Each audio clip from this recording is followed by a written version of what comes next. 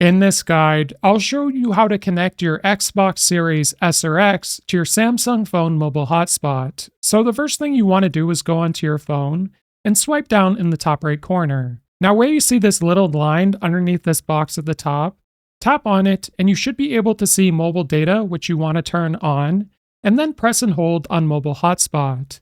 Now once you're here, toggle on mobile hotspot.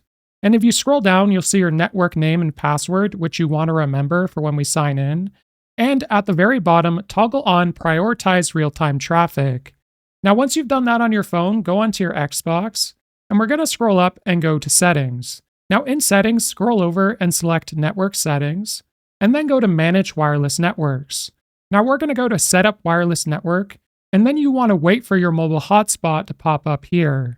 So once you scroll down, you should be able to see it. So go ahead and select it, and then input the password you have on your phone for your hotspot. So after a couple seconds, your Xbox should connect to your mobile hotspot, and then you'll be connected to the internet. This guide was helpful. Like and subscribe, and we'll see you in the next one.